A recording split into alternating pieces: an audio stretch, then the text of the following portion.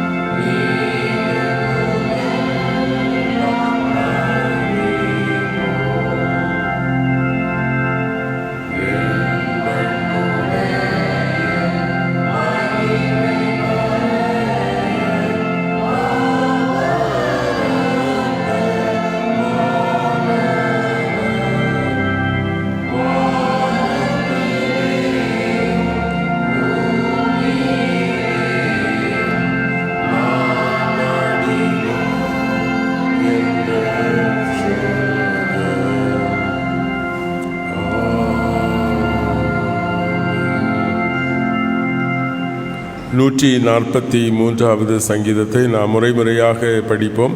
பாடல் புத்தகத்தில் 222வது பக்கம். சங்கீதம் 143.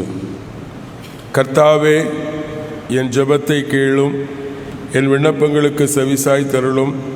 உமது நீதிக்கு செய்ய உமது உண்மையின்படியே எனக்கு மறுமொழி அருளும்.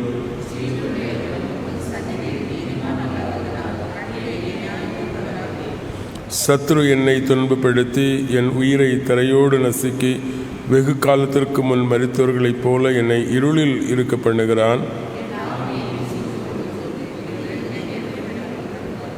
பூர்வ நாட்களை நினைக்கிறேன், உமது செய்கைகளையெல்லாம் தியானிக்கிறேன், உமது கரத்தின் கிரியைகளை சிந்திக்கிறேன்.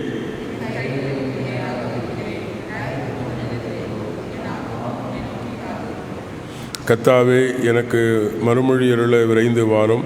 என் ஆவி தேங்குகிறது.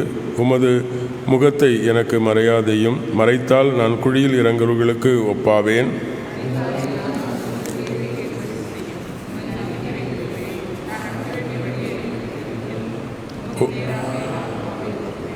கர்த்தாவே, என் சத்துருக்களினின்று என்னை விடுவித்தருளும். உம்மை அடைக்கலமாக கொள்ளுகிறேன்.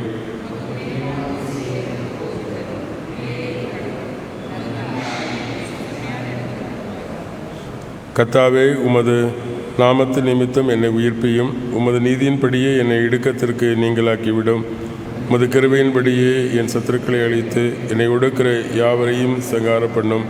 நான் உமது அடிமை. பிதாவுக்கும் குமாரனுக்கு பரிசுத்தாவுக்கு மகிமை உண்டாவதாக. ஆதியிலே இப்போது எப்போதுமான சதா காலங்களாக இருக்கிறபடியே ஆமேன். வாசிக்கப்படும்படி தெரிந்து கொண்ட முதலாவது வேத பகுதி நீதிமொழிகளின் புத்தகம் 16ஆம் அதிகாரம் 16 முதல் 20 முடிவுள்ள வசனங்கள். நீதிமொழிகள் 16ஆம் அதிகாரம் 16 முதல் 20 முடிவுள்ள வசனங்கள்.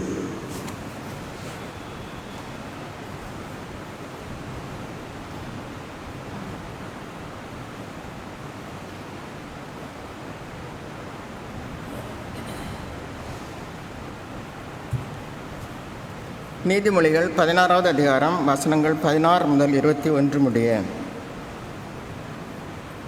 பொன்னை சம்பாதிப்பதிலும் ஞானத்தை சம்பாதிப்பது எவ்வளவு உத்தமம்! வெள்ளியை சம்பாதிப்பதிலும் புத்தியை சம்பாதிப்பது எவ்வளவு மேன்மை! தீமை விட்டு விலகுவதே செம்மையானவர்களுக்கு சமானான பாதை. தன் நடையை கவனிக்கிறவன் தன் ஆத்மாவை காக்கிறான். அழிவுக்கு முன்னானது அகந்தை, விழுதலுக்கு முன்னானது மனமேட்டிமை. அகங்காரிகளோட கொள்ளை பொருளை பங்கிடுவதை பார்க்கிலும் சிறுமையானவர்களுடைய மனத்தாழ்மையாக இருப்பது நலம். விவேகத்துடன் காரியத்தை நடப்பிக்கிறவன் நன்மை பெறுவான். கர்த்தரை நம்புகிறவன் பாக்கியவான். இருதயத்தில் ஞானம் உள்ளவன் விவேகி எனப்படுவான். உதடுகளின் மதுரம் கல்வியை பெருக பண்ணும் என்பது.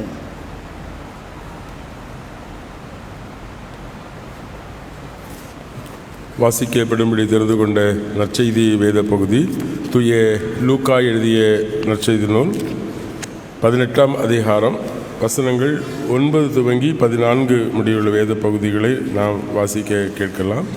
தூய லூக்கா எழுதின நற்செய்தி நூல் 18ஆம் அதிகாரம் வசனங்கள் 9 துவங்கி. அன்றியும் தங்களை நீதிமான்கள் என்று நம்பி மற்றவர்களை அற்பமாய் எண்ணின சிலரை பார்த்து இந்த உவமையை சொன்னார். 2 மனுஷர் ஜெபம் பண்ண தேவாலயத்திற்கு போனார்கள். ஒருவன் பரிசேயன், மற்றவன் ஆயக்காரன். பரிசேயன் நின்று, கடவுளை, பரிகாரர், அநியாயக்காரர், விபச்சாரக்காரர் ஆகிய மற்ற மனுஷரைப் போலவும் இந்த ஆயக்காரனைப் போலவும் நான் இராததினால் உமக்கு நன்றி செலுத்துகிறேன். வாரத்து 2 தரம் உபவாசிக்கிறேன். என் சம்பாத்திலெல்லாம் தசம பாகம் செலுத்தி வருகிறேன் என்று தனக்குள்ளே ஜெபம் பண்ணினான். ஆயக்காரனோ தூரத்தில் நின்று தன் கண்களையும் வானத்திற்கு ஏறெடுக்க துணியாமல் தன் மார்பிலே அடித்து கொண்டு, கடவுளே, பாவியாகி எனக்கு இரங்கும் என்றான். அவன் அல்ல, இவனே நீதிமானாக ஏற்றுக்கொள்ளப்பட்டவனாய் தன் வீட்டுக்கு திரும்பினான் என்று உங்களுக்கு சொல்லுகிறேன். தன்னை உயர்த்துகிறவன் எவனும் தாழ்த்தப்படுவான், தன்னை தாழ்த்துகிறவன் உயர்த்தப்படுவான் என்றார் என்பதை. திருமறை பகுதி படிக்கிறோம். அப்படி விசுவாசத்தை அப்போஸ்தல விசுவாச அறிக்கை முறைமையின்படி அறிக்கை செய்வோம். பரலோகத்தையும் பூலோகத்தை படைத்த சர்வல்ல பிதாவாகி கடவுளை விசுவாசிக்கிறேன். அவருடைய ஒரே பேரான குமாரன் நம்முடைய ஆண்டவருமாகிய விசுவாசிக்கிறேன். இவர் பரிசுத்த ஆவியினால் கற்பத்தில் பவித்து கரிமளத்தில் பிறந்து பொந்து பிலாத்தின் கீழ் பாடுபட்டு சிலுவையில் அறையுண்டு மரித்து அடக்கம் பண்ணப்பட்டார். பாதாளத்தில் இறங்கி 3 நாள் மரித்து வந்து வைத்திருந்தார். பரத்துக்கேறி சர்வல்ல பிதாவாகி கடவுளை வலது வாசி வைத்திருக்கிறார். அவ்விடத்திலிருந்து உள்ளோரையும் மருத்துவர் நியாயத்திற்கே வருவார். பரிசுத்த ஆவியான விசுவாசிக்கிறேன். பொதுவான பரிசுத்த கிறிஸ்தவ சபையும் பரிசுத்த ஐக்கியமும் பாவ மன்னிப்பும் சரீர விடுத்தலும் நித்தியஜீவனுடன் விசுவாசிக்கிறேன். ஆமேன்.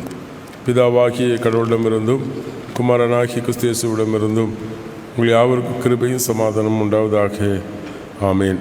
இது காலை வேளையிலும் சிந்தனைக்காக தெரிந்து கொண்ட வேத பகுதி நாம் வாசிக்கிற லூக்கா எழுதிய நற்செய்தி நூல் 18ஆம் அதிகாரம் அதனுடைய 14ஆம் வசனத்தினுடைய 2வது பகுதி. தன்னை உயர்த்துகிறவன் எவனும் தாழ்த்தப்படுவான், தன்னை தாழ்த்துகிறவன் உயர்த்தப்படுவான் என்றார் என்பது. ஜெபிப்போம். எங்களை நேசிக்கிற நல்ல கடவுளே, உம்முடைய திருச்சமூகத்தில் எங்களை தாழ்த்தி ஒப்புக் கொடுக்கிறோம். உம்மால் உயர்த்தப்படுவதற்கு எங்களை அர்ப்பணிக்கிறோம். ஏற்றுக்கொள்ளும். உம்முடைய வார்த்தைகளை கர்த்தர் எங்கள் உள்ளங்களிலே விதைத்தருளும். மிகுந்த பலன் கொடுக்க எங்களுக்குள் கிரியை செய்யும். கிறிஸ்து இயேசு நாமத்தில் தாழ்மை கேட்கிறோம் எங்கள் ஜெபங்கள் நல்ல பிதாவே, ஆமேன். கிறிஸ்துவுக்குள் பிரியமானவர்களே, கடவுளுடைய ஆலயத்திற்கு நாம் கடந்து வருகிற பொழுது எப்படிப்பட்ட மக்களாக நாம் வருகிறோம்? கடவுளை உன்னதர் என்றும், கடவுளை மகா பெரியவர் என்றும், கடவுள் வல்லமை நிறைந்தவர், மாட்சிமை நிறைந்தவர், மகிமை நிறைந்தவர் என்பதையெல்லாம் நாம் அறிந்து கடவுளை போற்றுகிறோம். ஆனால் நாம் எப்படிப்பட்டவர்கள் என்பதை நாம் உணர்கிறதில்லை. நாம் கடவுளுடைய சமூகத்திற்கு முன்பாக நான் வாசிக்கிற பொழுது பழைய ஏற்பாடுகளிலே கடவுளை பணிந்து கொள்ளுகிற பொழுது அவர்கள் சொல்ல கடவுளுக்கு முன்பாக நெடுஞ்சான் விழுந்து பணிந்து கொள்ளுகிற அனுபவம் இருந்தது. கடவுளுக்கு முன்பாக தாழ்பணிகிற அனுபவம். இன்றைக்கும் குமரி மாவட்டத்தில் கடற்கரை பகுதியில் இருக்கிற கத்தோலிக்க ஆலயங்களில் நீங்கள் போனால் ஆலயத்தை பிரம்மாண்டமாக கட்டியிருப்பார்கள், அழகாக ஆலயங்கள் இருக்கும். ஆனால் அந்த ஆலயத்திற்குள்ளாக இருக்கைகள் இருக்காது.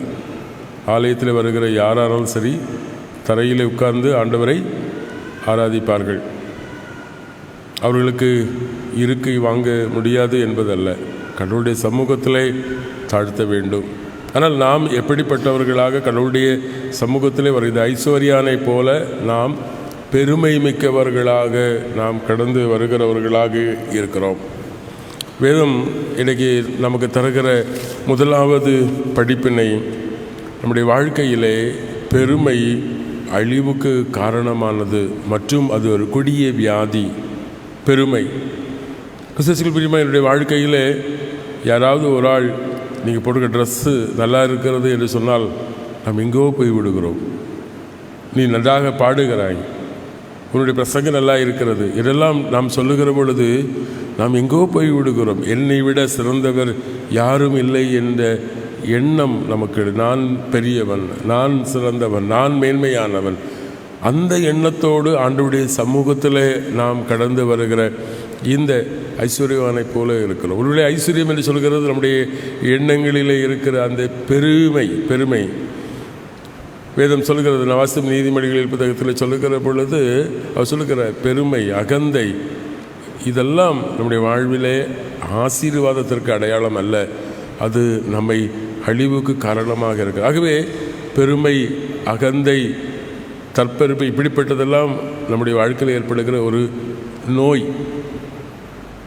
பாருங்கள், ஆதியாகமம் 3ஆம் அதிகாரத்திலே கடவுள் மனிதனை படைத்து ஏதேன் தோட்டத்திலே உலா விடுகிற பொழுது பிசாசானவன் மனிதனுடைய உள்ளத்திலே நீ கடவுளை போலாக வேண்டுமா என்கிற ஆசையை விதைத்த பொழுது அவன் தன்னை கடவுளை போல எண்ண வேண்டும் என்கிற எண்ணம் அவனை பாவத்திலே விழ தோன்றியது. இந்த பரிசேயனுக்கும் அப்படித்தான். அவன் மற்றவனை ஒப்பிட்டு அவனை விட தான் சிறந்தவன், மேலானவன், தான் கடவுளுடைய இரக்கத்தை பெறுவதற்கு, அவருடைய காருண்யத்தை பெறுவதற்கு தகுதியுடையவன் என்கிற எண்ணத்தோடு கடவுளுடைய சமூகத்தில் கடந்து வருகிறதை நான் பார்க்கிறோம். ஆகவே இன்றைக்கும் நாம் ஆண்டவருடைய ஆலயத்திலே கடந்து வருகிற பொழுது கோபமும் பொறாமையும் போட்டியும் இன்னும் பேராசையும் கசப்பான அனுபவங்களும் நிறைந்த மக்களாகத்தான் நாம் இருக்கிறோம். ஆலயத்திலே நாம் வழக்கமாக வந்து இருக்கிற இடத்துல நமக்கு பிடிக்காத யாராவது அந்த பெஞ்சில் இருந்தால் நாம் இடம் மாறி போகிற உள்ளம், எண்ணம் இன்றைக்கும் நம்முடைய வாழ்க்கையிலே இருக்கிறது. கடவுளுடைய சமூகத்தில் நாம் எப்படிப்பட்டவர்களாக இருக்கிறோம் என்பதை பாருங்கள். நாம் அழுக்கான கைகளை உடையவர்களாய் மற்றவர்களை குற்றம் சொல்லுகிற, குறை சொல்லுகிற மக்களாக இருக்கிறோமே தவிர என் கைகள் கரை பிடிந்திருக்கிறது, நான் பாவி, நான் அவருடைய சமூகத்திலே அவருடைய கிருபையையும் அவருடைய இரக்கத்தை பெறுவதற்கு தகுதியற்றவன் என்கிற அந்த ஆயக்காரனுடைய உணர்வோடு நாம் கடவுளுடைய சமூகத்திலே வருகிறதில்லை. நாம் கடந்து வருகிறது கடவுளுடைய வீடு என்கிற எண்ணம் நமக்கு இருக்குமேயானால் நாம் மண் என்பதையும் நாம் ஒன்றுமில்லை என்பதை உணரவும், கடவுள் எவ்வளவு பெரியவர், அவருக்கு முன்பாக நான் நிற்பதற்கு நான் தகுந்தவன் அல்ல என்பதை உணரவும் கடவுள் நம்மை அழைக்கிறார். ஆகவே இன்றைக்கி அப்படிப்பட்ட எண்ணம் அற்றவர்களாக நாம் கடந்து வருகிறோம். அதுவே சொல்கிறது, தன்னைத்தான் உயர்த்துகிறவன் எவனும் கடவுளுடைய சமூகத்திலே தன்னை எவன் பெரியவன், எவன் மேன்மையானவன், தன்னை சிறந்தவன் என்று எண்ணுகிறானோ அவன் தூசுக்கு குப்பைக்கு சமமாக அவன் என்ன செய்வான்? தாழ்த்தப்படுவான். எவன் ஒருவன் கடவுளுடைய சமூகத்தில் நான் தூசும் குப்பையுமாக இருக்கிறேன் என்று எண்ணுகிறானோ கடவுள் அவனை உயர்த்துகிறவராக இருக்கிறார். ஆகவே இன்றைக்கி ஆண்டவர் நமக்கு தருகிற முதலாவது அழைப்பு, கடவுள் அவருடைய சமூகத்திலே நாம் கடந்து வருகிறது பெருமை என்கிற நோய், அது நம்மை வாழ்வை அழிக்கும் என்கிற உணர்வோடு பெருமையை விட்டு விலக ஆண்டவர் நம்மை அழைக்கிறார்.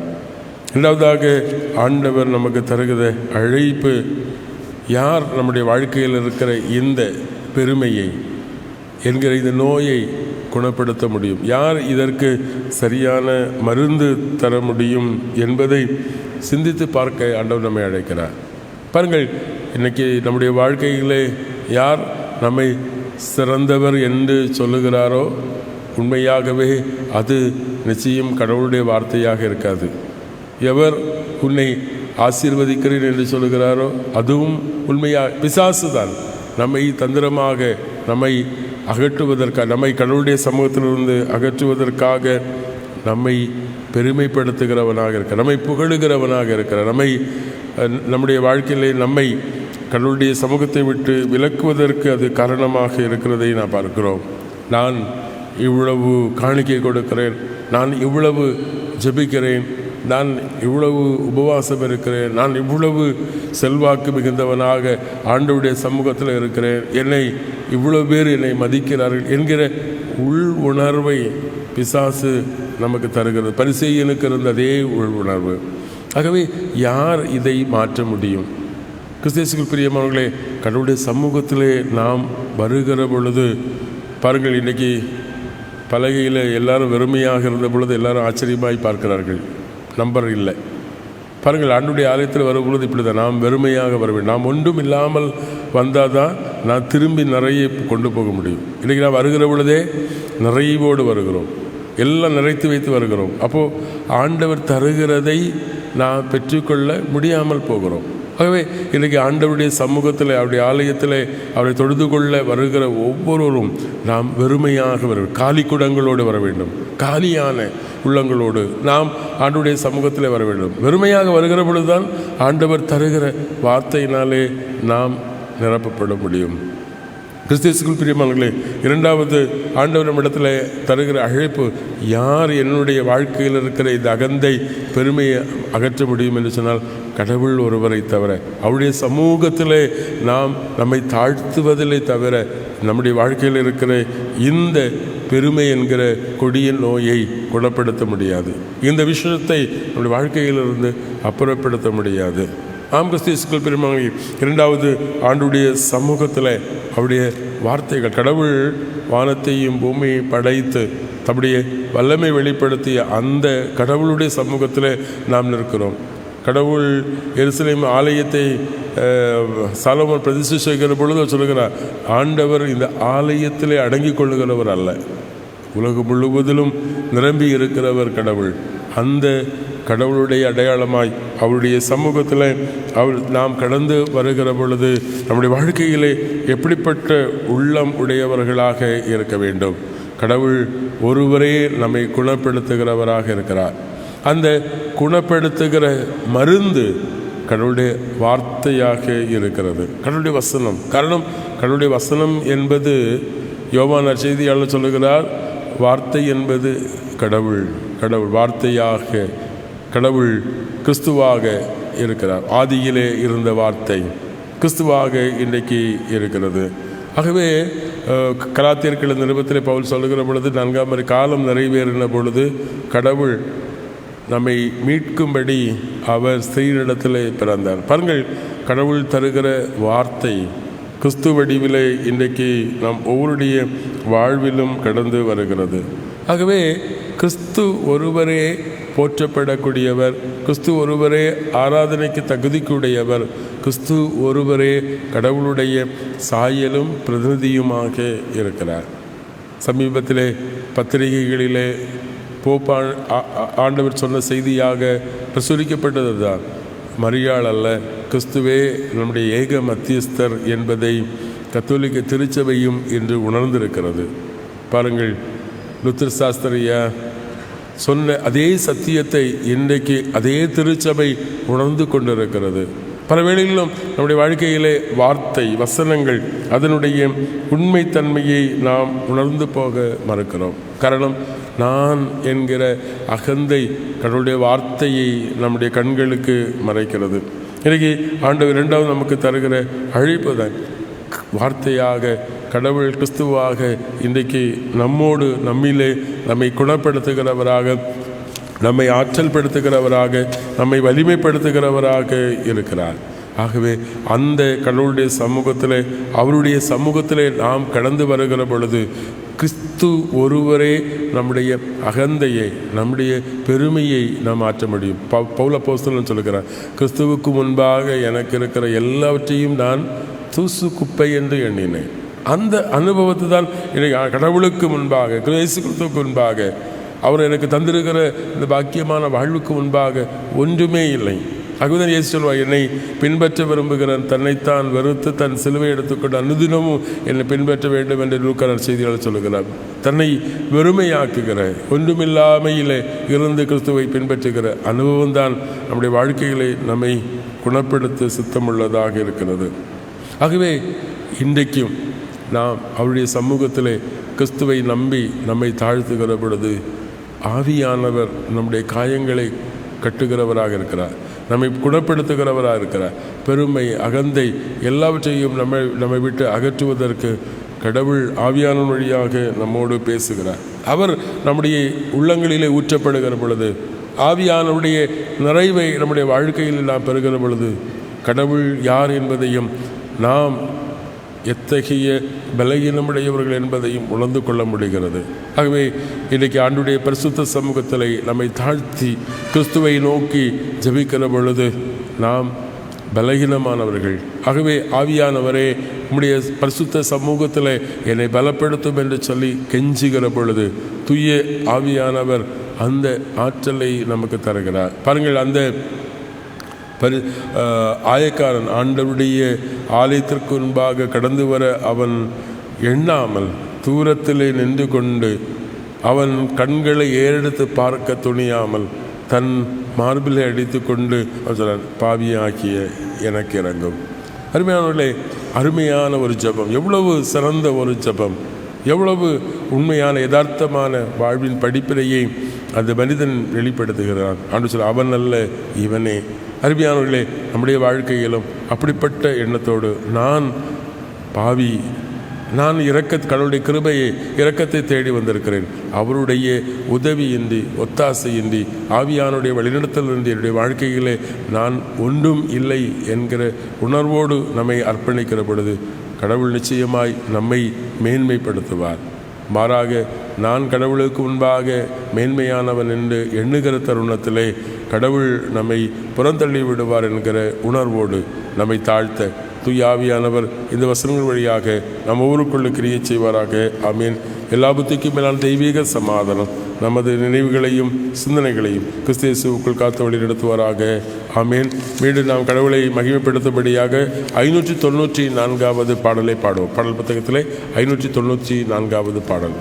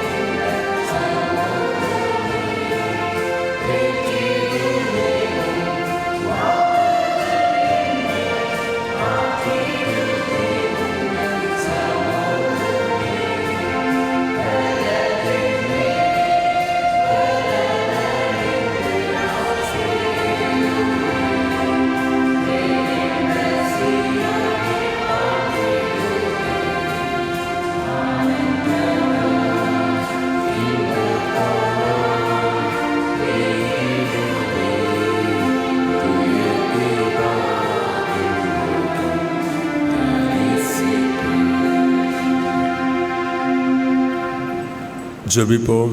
துதிகளின் மத்தியிலே வாசமாயிருக்கிற பரிசுத்தமுள்ள எங்கள் நல்ல கடவுளே, உம்முடைய பரிசுத்த சமூகத்திலே 7 அடியார்களாகி எங்களை தாழ்த்தி ஒப்பு கொடுக்கிறோம். ஆண்டவரே, நாங்கள் வெறுமையான பாத்திரம். தேவரீர், நாங்கள் அற்பமானவர்கள், தூளுக்கும் குப்பைக்கும் சமமானவர்கள் என்கிற உணர்வோடு உம்முடைய திரு சமூகத்திலே கடந்து வருகிறோம். பல வேளைகளிலும் ஆண்டவரே, பிசாசு எங்கள் உள்ளங்களிலே நாங்கள் சிறந்தவர்கள், மேன்மையானவர்கள், உயர்ந்தவர்கள் என்கிற மேட்டிமையான எண்ணங்களை விதைத்து நாங்களும் அவருடைய தந்திரங்களிலே விழுந்து போகிற மக்களாக இருக்கிறோம். இல்லை ஆண்டவரே, நீர் உன்னதமானவர். உம்முடைய திரு சமூகத்தில் எங்களை முழந்தாழ் பணியிட்டு எங்களை அர்ப்பணிக்கிறோம். ஆண்டவரை தாழ்த்தி உம்முடைய திருக்கரங்களிலே ஒப்புக் கொடுக்கிறோம். ஏற்றுக்கொள்ளும். எங்களுடைய வாழ்க்கையில் இருக்கிற பெருமை, ஆணவம், அகந்தை இவை என்கிற நோய்கள் அகற்றப்பட உம்முடைய வார்த்தைகளை தந்து கிறிஸ்துவின் வழியாக எங்களை குணப்படுத்தும். ஆவியானவரை கொண்டு ஆண்டவரே, நாங்கள் யார் என்பதை தெளிவாய் புரிந்து கொண்டு எங்களை திரு சமூகத்தில் தேவரீர் உம்முடைய உதவியும் ஒத்தாசை நாடி அர்ப்பணிக்க அருள் தாரும். நாங்கள் வெறுமையாய் உம்முடைய சமூகத்தில் கடந்து வருகிற பொழுது நிறைவாய் எங்களை ஆசீர்வதிப்பீர் என்கிற நம்பிக்கையோடு எங்களை தாழ்த்துகிறோம். ஆண்டவரே, நாங்கள் உம்முடைய சமூகத்தில் எங்களை உயர்த்துகிறவர்களாக அல்ல, எங்களை தரை மட்டும் தாழ்த்துகிற உள்ளத்தையும் எண்ணத்தையும் செயல்களையும் எங்களுக்கு தாரும். இது காலை வேளையிலும் உம்முடைய பரிசுத்த சமூகத்தில் நம்பிக்கையோடு கடந்து வந்து ஜெபிக்கிற ஒவ்வொருடைய உள்ளங்களையும் கத்தர்க்க நோக்கி பாரும். ஆண்டவரே, அவர்களுடைய வாழ்வில் உம்மையே நம்பி உம்முடைய தயவையும் உம்முடைய உதவியை நாடி வேண்டிக் கொள்ளுகிற எல்லா விண்ணப்பங்களுக்கும் வேண்டுதல்களுக்கும் ஆண்டவர் நீர் செவி சாய்த்து அருளும். விரும்புகிற எதிர்பார்க்கிற எல்லா நன்மைகளையும் ஆண்டவர் தாராளமாய் தந்து ஆண்டவர் ஆசீர்வதியும். திருச்சபை குடும்பங்கள் அனைவரையும் கத்தர்க்க நோக்கி பாரும். தேவரி, தூர இடங்கள் வெளிகொள்ள இருக்கிற எல்லா குடும்பத்தின் மக்கள் உறவுகளையும் ஆண்டவர் சந்தியும். ஆண்டவரே, எங்கள் குடும்பங்களில் நீ தந்திருக்கிற வயது முதிர்ந்த எங்கள் பெற்றோர்களை கத்தர்க்க நோக்கி பாரும். சரீர பலகீனங்களோடு காணப்படுகிற எங்கள் தாய் தந்தையர்கள், ஆண்டவரே, குழந்தைகள், ஒவ்வொரு நோயிட்டு இருக்கிற மக்களையும் ஆண்டவர் சந்தியும். மருத்துவமனைகளில் அனுமதிக்கப்பட்டு சிகிச்சை பெற்று வருகிறவர்கள், வீடுகளிலிருந்து தொடர் சிகிச்சை பெற்று வருகிறவருடைய பிள்ளைகள் யாவரையும் கத்தர் நீர் கண்ணோக்கி பாரும். ஆண்டவரே, மருத்துவமனையில் அனுமதிக்கப்பட்டிருக்கிற திருமதி சுசிச்சோ அவர்களுக்காக நாங்கள் ஜெபிக்கிறோம். கத்தர் அவர்களோடு உம்முடைய கிருபை இருக்கட்டும். அவருக்கு தேவையான மருத்துவ பணிவிடைகள் சுகம் தந்து ஆரோக்கிய தந்து ஆசீர்வதியும். திருமதி கமலா மில்டன் அவர்களோடு உம்முடைய கிருபை தங்கியிருக்கட்டும். விட நல்ல சுகத்தையும் பலத்தையும் ஆண்டவர் தொடர்ந்து ஆண்டவர் தருமடியாக நாங்கள் ஜெபிக்கிறோம். அன்பு சகோதரத்தினுடைய ஹெர்பர்ட் பின்னி அவர்களையும் உடைய கருத்தில் ஒப்புக் கொடுக்கிறோம். கத்தர் நல்ல சுகத்தை தந்து ஆண்டவர் நீர் ஆசீர்வதியும். ஆண்டவரே, நோயிட்டு ஒவ்வொருவரும் உம்முடைய சமூகத்தில் எடுக்கிற ஜபங்களை கேட்டு கத்தர் நல்ல விடுதலையும் சுகத்தையும் ஆண்டவர் தாரும். தேவையில் இருக்கிற எல்லா மக்களையும் ஆண்டவர் நீர் சந்திக்க வேண்டுமாக ஜெபிக்கிறோம்.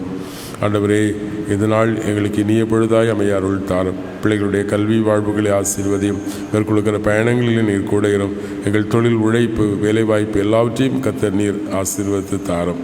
திருச்சபையின் ஆண்டவரே, திருப்படைய ஊழியர்களையும் கர்த்தர் பொறுப்படுத்துகளும். ஊழிய தேவைகளை சந்தியும். வளர்ச்சிக்கு அடுத்த காரியங்கள், திட்டங்கள், பணிகள் எல்லாவற்றையும் ஆண்டவர் ஆசீர்வதியும். எங்கள் தேசத்தை உம்முடைய கருத்தில் ஒப்புக் கொடுக்கிறோம். சமாதானம் நன்மையும் நிறைந்த ஆண்டவரே தேச காணப்படும் தாரும். மக்கள் பிரதிநிதிகள், அரசு அலுவலர்கள் எல்லாரும் தங்கள் கடமைகளை உண்மையோடு நிறைவேற்ற அருள் தாரும். எங்கள் ஆண்டவரே, இந்த திருச்சபைகளுக்காக நாங்கள் ஜெபிக்கிறோம். விசேஷமாக ஐஎல்சி திருச்சபைகள், தந்திருக்கிற ஸ்தாபனங்கள், நிறுவனங்கள் எல்லாவற்றையும் ஆண்டவர் ஆசீர்வதியும். உலகெங்கும் நடைபெறும் எல்லா சுவிசேஷ பணிகளையும் கர்த்தர் பொருட்படுத்திக் கொள்ளும். ஊழியர்களை முன்னெடுக்கிறவர்கள், உதவி செய்கிற, ஜெபிக்கிற உடைய பிள்ளைகள் எல்லாரையும் கர்த்தர் நீர் ஆசீர்வதியும். இந்த நாள் முழுவதும் உடைய வழிநடத்துதலை தாரும். மீண்டும் நன்றி நிறைந்த உள்ளங்களோடு உடைய திருச்சமூகத்தில் கடந்து வந்து கர்த்தர் எங்களை ஆசீர்வதித்தார் என்று சொல்லி தாழ்த்தி ஒப்புக் கொடுக்க மட்டும் தேவ வழிநடத்தலை எங்களுக்கு தாரும். எங்கள் குறைகள் எல்லாவற்றையும் பொறுத்துக் கொள்ளும். இயேசு கிறிஸ்துவின் திருப்பாது பணிந்து மிகவும் தாழ்மையை கேட்கிறோம் எங்கள் ஜெபங்கள் நல்ல பிதாவே, ஆமீன். பரமண்டலில் இருக்க எங்கள் பிதாவே, உடைய நாமம் பரிசுத்தப்படுவதாக, உடைய ராட்சியம் வருவதாக, சித்த பரவலத்திலே செய்யப்படுவது போல உங்களை செய்யப்படுவதாக. நன்றிவினை எங்கள் ஆகரத்தில் எங்களுக்கு தாரும். எங்கள் கண்ணால் நாங்கள் மன்னித்திருக்கிறது போல எங்கள் பாவங்களுக்கு மன்னியும். எங்களை சோதனைக்கு புறப்படாமத்தையும் பிடித்துக்கொள்ளும். ராட்சியமும் வல்லமையும் மகிமையும் என்னென்றைக்கு உம்முடையவர்களே, ஆமீன். நம்முடைய ஆண்டவராகிய இயேசு கிறிஸ்துவின் கிருபை, பிதாவாகிய கடவுளுடைய அன்பு, தூய ஆவியானுடைய வழிநடத்துதல் உங்கள் அனைவரோடும், விசேஷமாக இன்று தங்கள் பிறந்ததினங்கள் மற்றும் திருமணத்தை கொண்டாடுகிற யாவரோடும் நிறைவாய் தங்கியிருப்பதாக. ஆமீன். என் ஆத்துமாவே கர்த்தரை ஸ்தோத்திரி, என் முழுமே அரசு நாமத்தை ஸ்தோத்திரி. என் ஆத்துமாவே கர்த்தரை ஸ்தோத்திரி, அவர் செய்த சகல உங்களை மறவாதே. ஆமீன். கர்த்தாவின் சமாதானம் உங்களோடு இருப்பதாக. சமாதானத்தோடு சென்று வாருங்கள்.